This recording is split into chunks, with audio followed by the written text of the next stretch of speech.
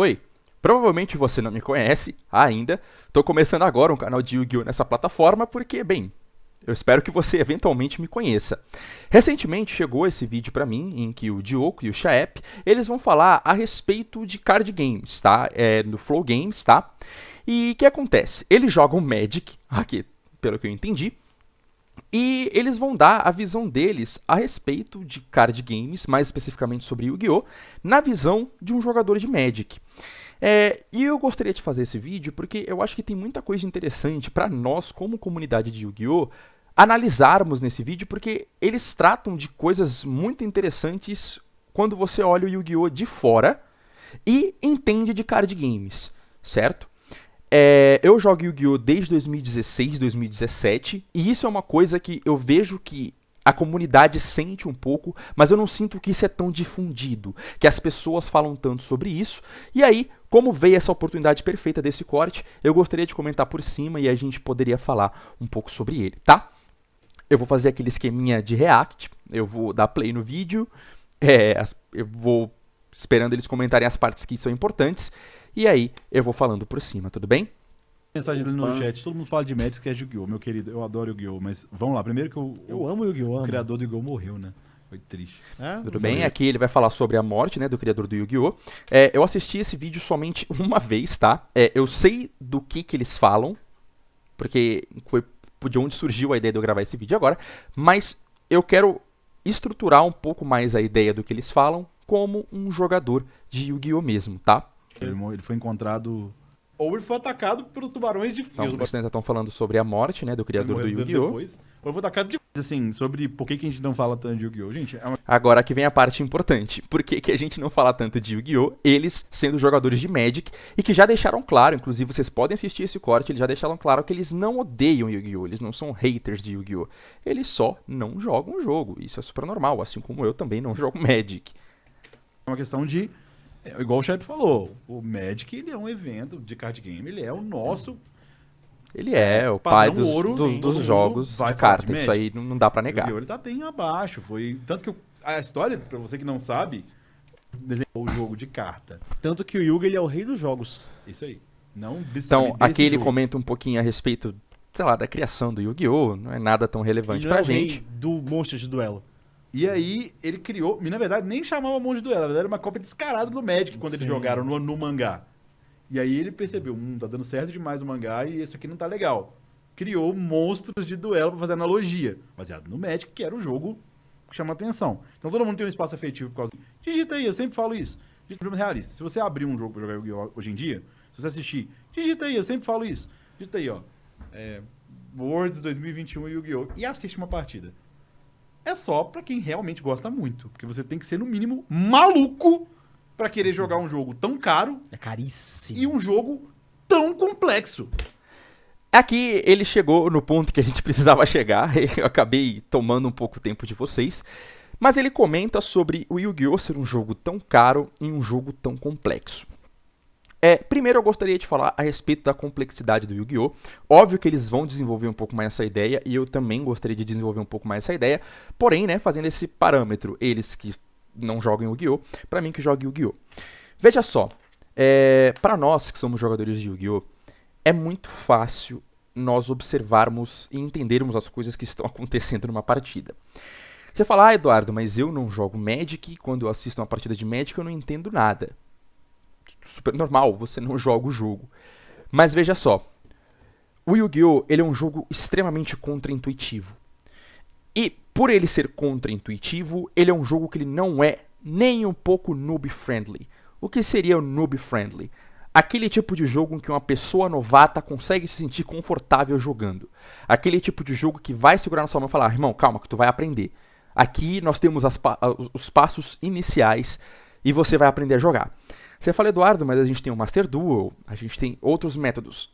Não é isso que eu tô querendo dizer. O problema do Yu-Gi-Oh!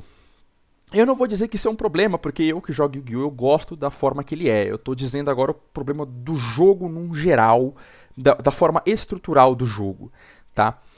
Primeiro, Os textos das cartas são ridiculamente enormes. Inclusive, eles comentam sobre isso nesse corte. Os textos das cartas são enormes. Eu sempre lembro daquele Endymion, né? O escala 8, que ele é... Cara, o texto dele é gigante. O texto dele é gigante. É coisa de você perder minutos, você tem que ficar ali lendo. E muitas vezes você não interpreta o que aquela carta tá querendo fazer. Eu não tô dizendo necessariamente do caso do Endymion, mas outras cartas que você não conhece, você tem que pegar, você tem que ler com todo o cuidado do mundo para você entender qual vai ser a dinâmica daquela carta. Isso colocando... Você já joga Yu-Gi-Oh!, você consegue pegar uma carta e você já consegue fazer uma leitura mais dinâmica da carta. Você pega uma carta com um texto enorme e você vai ler e você vai falar, tudo bem, ela faz uma invocação especial, ela destrói, ela nega, em determinadas condições. A gente consegue fazer esse encaixe. Quando cair no grave, nega. Quando for invocado, bane. Quando for destruído, invoca. A gente consegue fazer essas relações a partir de palavras-chave, né? Então você pega essas palavras-chave e às vezes, cara, você nem precisa ler o texto inteiro da carta. Você lê, tipo, tá, então ela vai fazer isso aqui. Quando ela for destruída, quando ela for enviada, quando... Tudo bem. Só que quando você coloca isso na visão de um novato, é extremamente difícil você fazer uma leitura enorme daquela carta inteira. O que acaba fazendo com que o jogo ele se torne... Ele não é atrativo. E não é nem atrativo a palavra que eu quero usar, mas é porque ele não passa a sensação de que, tipo, vem cá pra você aprender. A minha história com Yu-Gi-Oh!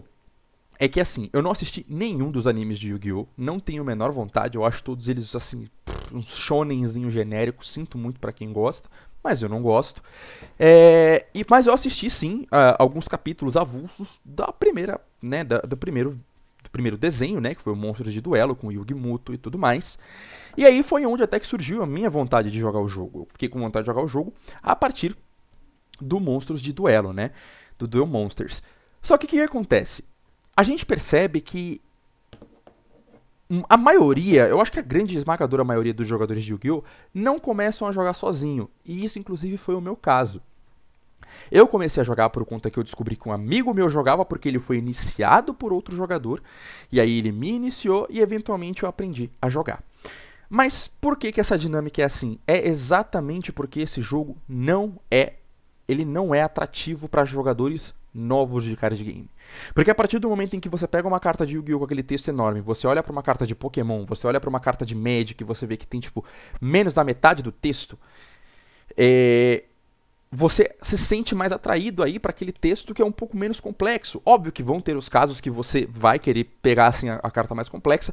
O que eu quero dizer é que o Yu-Gi-Oh! Ele não é um jogo que chama atenção para pessoas novatas, inclusive pessoas novas até no sentido de idade.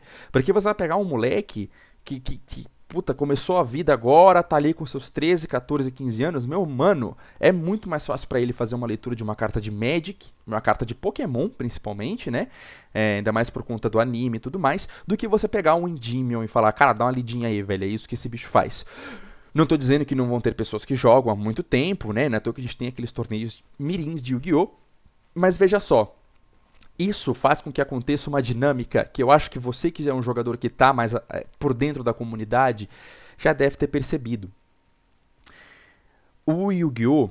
As pessoas, na verdade, falando de card games no geral, pelo menos uma coisa que eu percebo, e aí você comenta aqui embaixo se isso foi uma coisa que aconteceu com você também, que é, eu vejo mais pessoas migrando para outros jogos do que migrando para o Yu-Gi-Oh! O Yu-Gi-Oh! Ele é um jogo que ele tem pouquíssima migração, talvez porque ele seja desnecessariamente complexo. Ele seja desconfortavelmente complexo.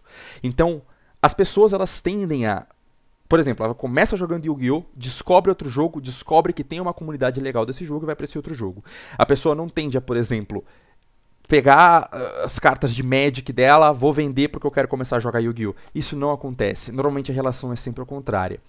E aí, que já vai entrar também, além dessa complexidade, de ter essa quantidade de regras intrínsecas que o jogo tem, e que você não... A carta não te fala, a carta não te diz. Veja só, você pega essas regras de chain, pêndulo. Às vezes o menino tá lá, ele pega o Endymion e aí ele vê que o bicho tem pêndulo, e aí você começa a pensar, caraca, pêndulo, velho. Aí você vê que, tipo, tem os monstros Link, aí os monstros Link, eles só podem ser feitos em cima, você só pode fazer outro monstro Link embaixo da seta dele, e as invocações pêndulos, especificamente as invocações pêndulos, só podem ser feitas nas setas do Link. Cara, isso é uma coisa que o jogo ele não vai te explicar. Exceto se você assistiu o anime. Eu acredito que o anime deva ensinar, sim, as pessoas a jogarem Yu-Gi-Oh! Mas como eu não assisti, eu não tenho muito como ter essa base pra vocês. Mas o jogo ele tem uma série de regras que quando você tá assistindo, quando você vê uma partida, não é nem um pouco intuitivo. O Yu-Gi-Oh! Ele é um jogo extremamente contra-intuitivo. E isso é um problema, considerando que é um jogo. Você precisa jogar, você precisa saber as regras, você precisa jogar. É um jogo, ele foi feito para ser jogado. E se você não consegue aprender o jogo por conta própria, se o jogo não te mostra como você joga, você não consegue olhar outras pessoas jogando e você não consegue entender nada do que está acontecendo, nem que de maneira intuitiva, isso não é atrativo, cara. Não é atrativo. É muito mais atrativo você ver a pessoa girando uma mana e falar, olha, isso aqui, gente, isso aqui são as manas, tá? E aí eu precisei, tá vendo? Isso aqui tá aqui na mesa, eu girei as manas e ativei a carta e ela fez o efeito dela. É muito mais intuitivo do que você explicar pra pessoa as regras de chain, a diferença entre if e when, as diferenças de seta link para um bicho pêndulo e assim, sei lá, monstro síncro, que você precisa ter um regulador e um não regulador e a soma dos dois. Exceto se a pessoa for jogar de Ursartic, né? Porque aí já quebra a regra do jogo de novo. Em todos os casos, o Yu-Gi-Oh! Ele não é um jogo tão intuitivo, se é que dá pra dizer que o Yu-Gi-Oh! É intuitivo. E é aí que eu acho que acontece, né, todos esses problemas de migração de card game, né? E aí eu vou dar continuidade aqui pra gente continuar dando uma olhadinha nos pontos deles, que depois eu também quero falar a respeito de um outro aspecto também, que me incomoda bastante. Não é um jogo igual o Lords of the Dark, que é gostosinho, que eu jogo, o Chaef joga, Não. eu jogo, o Chaef joga. Meu turno. Vomita carta. Eu peguei, vai no meu deck, vai no Tem meu deck, limite, vomita. são cinco. Aqui ele tá comentando a respeito, sei lá, dos combos e da loucura que é o jogo, de tantas coisas que você faz. Mas até aí, cara, isso é uma coisa que eu acho que não tem muito como a gente entrar no mérito, porque isso é o estilo do jogo. Pra falar a verdade, isso é uma das coisas que mais me atrai no Yu-Gi-Oh! O fato do jogo ser extremamente maleável e você consegue fazer várias coisas, e extremamente reativo, né? Não é um jogo que, tipo, só você joga e eu só jogo, né? Ele é um jogo extremamente reativo. São os dois jogadores jogando ao mesmo tempo, e eu acho que isso é uma das coisas que mais me atrai no Yu-Gi-Oh! Então eu acho que Passo aqui... de mágica ou armadilha. A mão toda. Aí, resultado final. Monstro inovejável. O Yu-Gi-Oh! É caro. Além de Eu ser caro. amo Yu-Gi-Oh! Eu amo, adoro, acho do caralho. Eu gosto dele ser complexo. Eu gosto do chain, eu gosto das paradas, eu acho foda, só que eu acho ele muito caro. O fato do Yu-Gi-Oh! Ser muito caro. É engraçado um jogador de Magic falando que Yu-Gi-Oh! É muito caro. Mas eu concordo. Eu concordo. O Yu-Gi-Oh! É muito caro. Considerando, assim, que você quer jogar o metagame e que você quer jogar os torneios de Yu-Gi-Oh! Óbvio que, você pode sim pegar o seu deck de R$20 e jogar um torneio e, sei lá, topar. Vai que. Mas, eu tô falando sobre uma perspectiva de profissional, do Yu-Gi-Oh! Profissional. Eu tenho amigos que, inclusive falando desse processo de migração, eles migraram pro Pokémon. E uma coisa que me surpreendeu muito quando eles me contaram, que eles falaram assim, cara, eu não vou jogar mais Yu-Gi-Oh! Porque o Pokémon ele é um jogo que te abraça. Ele quer que você jogue o jogo. E veja só, o Pokémon, todas as staples... Staple, pra quem não sabe, são as cartas genéricas que podem ser encaixadas em praticamente todos os decks. Todas as staples, elas são praticamente iguais em todos os decks. Elas só vão ter elas vão ter alterações mínimas, dependendo ali se você estiver rodando um tipo específico de Pokémon, com algum tipo de mecânica específica, ela vai mudar. Mas veja só, todas as staples de Pokémon, elas vêm em boxes que se você comprar 3, que dá, sei lá, deve dar um preço aí, pra ser bem honesto, eu não sei. Você vai comprar 3 boxes, você vai ter ou 4, na verdade, acho que são 4 cartas que você pode rodar. Você vai lá comprar as boxes de Pokémon e todas elas vão vir na mesma na box. Você vai ter que comprar a mesma box 3, 4 vezes e aí você vai ter 4 cópias da carta que você precisa. A partir daí, acabou. Você pode juntar um dinheiro e você pode, tipo, literalmente montar qualquer deck do jogo com essas staples. Você vai pegar essas staples que você pegou nas boxes e você vai conseguir montar todos os decks do jogo. Cara, isso é uma dinâmica muito foda. Eu acho um pouco monótona, eu acho que isso é uma das coisas que não me atrai muito no Pokémon, porque eu acho isso uma ideia muito monótona. Porque você sabe que o cara vai estar rodando sempre as mesmas cartas que você no deck dele. Mas aí eu penso que no Yu-Gi-Oh! Isso é um pouco a mesma coisa. Mas eu acho que isso pode ser uma crítica para outro vídeo a respeito de combos muito splasháveis que o jogo tem tomado, né, nos últimos anos. Eventualmente, neste momento agora, né, nesse meta de julho, agora a gente tá sempre com esse combo, né, de combo de foice, com synchro e faz umas brincadeiras lá. Mas esse é assunto para outro vídeo. O que eu quero dizer é que, a partir do momento em que você pegou essas boxes, e que eu tenho certeza que não vai passar de R$500, você pode montar o deck que você quiser. E veja só, se tiver algum jogador de Pokémon aqui, cara, comenta aí quanto que daria essas 3, 4 boxes só de staple, porque eu realmente não faço a menor ideia, não pesquisei pra isso. Mas veja só, quando você pega agora o competitivo do Yu-Gi-Oh! Que foda, cara. A Konami não ajuda. Eu vou ter que dizer. Se esse vídeo, sei lá, me ferrar no futuro, não sei se esse canal, se eu der a sorte desse canal crescer. Cara, a Konami não ajuda. Sinto muito, cara. A verdade é essa. E por que a Konami não ajuda? Nós temos uma carta, falando agora, uma carta extremamente forte no meta, uma carta extremamente poderosa, que é a Forbidden Droplet, que é a Gota Proibida. A Gota Proibida, quando ela lançou, ela foi uma carta que todo mundo ficou, puta que pariu, muito roubada. E ela é, velho. Ela é, mano, todo deck meta tem essa porcaria, velho. É muito difícil você ver um deck que não vai usar. E o que acontece? Quando você compra box de Yu-Gi-Oh!, ela tem lá as raridades, que é comum, super, ultra e secret. A secret, ela tende a ser a mais difícil de conseguir. E numa box que custa lá 500 e poucos reais, tende a vir tipo a uma, duas, sei lá, no máximo 3 secrets por box, se você der muita sorte. Então, você já pega essas cartas que, consequentemente, elas vão ficar mais caras por conta que, pô, o ratio delas é menor. Você vai tirar menos cartas dela, consequentemente, ela vai ter mais valor. O problema é que a Konami, ela parece que... Parece não, é muito na cara. Ela, propositalmente, ela coloca as cartas que vão ser mais fortes sempre em raridades mais altas. E é isso. São poucos os casos em que as cartas que iam ser tão poderosas tivessem raridades baixas. As cartas mais poderosas do jogo sempre têm raridades mais altas. Isso é uma coisa que incomoda porque você percebe que a Konami sabe quando uma carta vai quebrar o jogo. A Konami sabe quando uma carta é quebrada.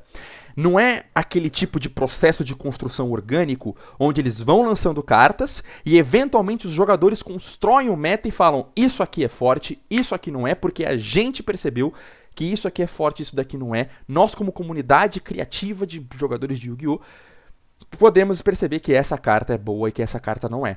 A Konami sabe que uma carta vai ser quebrada e propositalmente ela faz ser da raridade mais alta porque sabe que a carta é forte. E isso é fera, bicho. Isso quebra as pernas. Porque como se não bastasse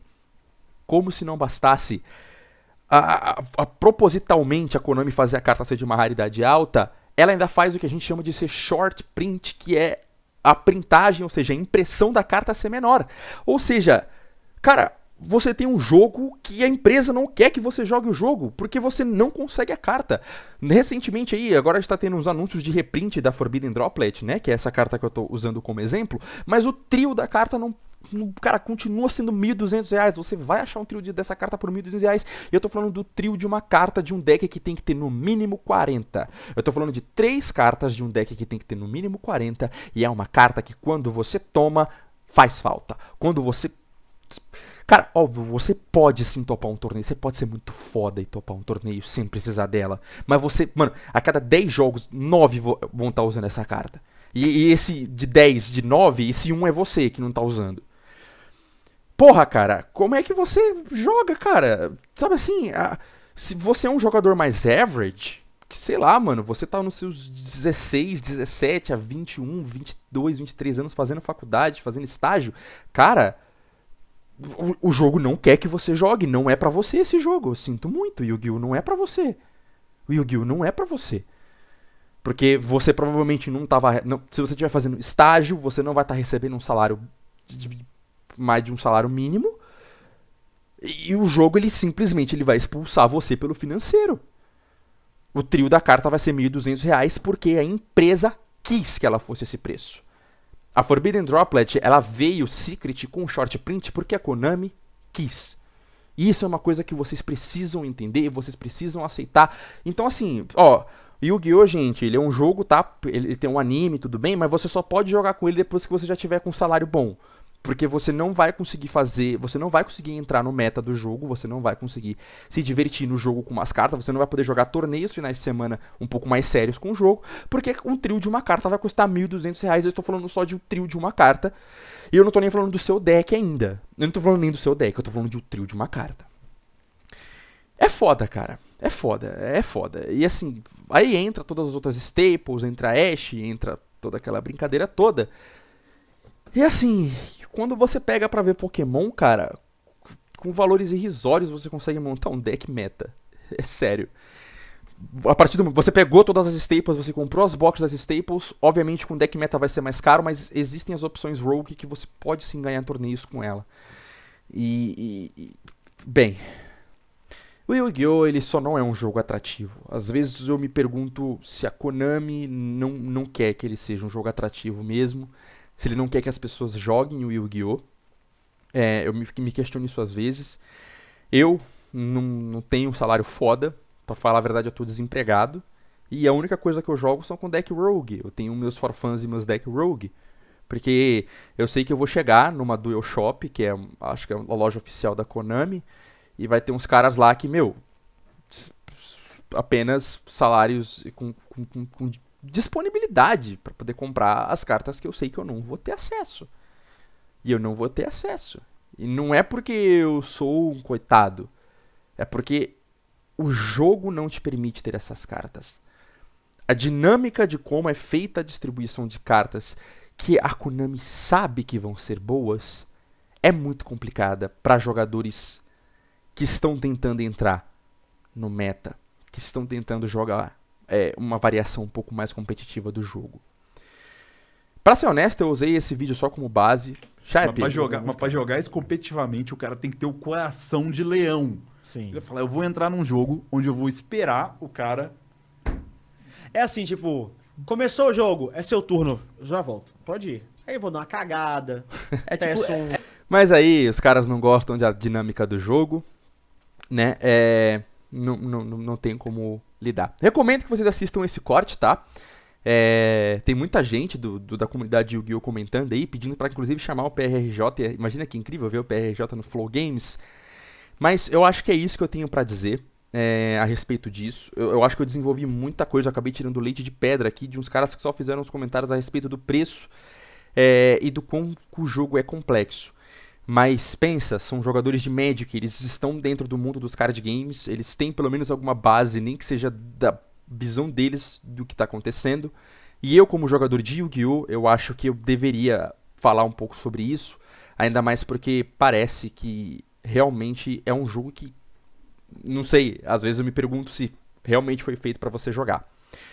Se você gostou do vídeo, vou ter que fazer aquela coisa de youtuber, né? Comenta aí, se inscreve no canal, vamos fazer a meta de chegar aos 1000 inscritos aí nessa bagaça.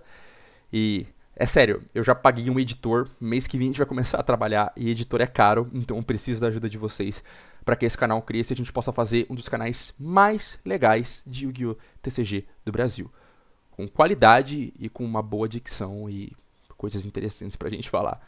Beleza? Muito obrigado aí pela atenção de vocês.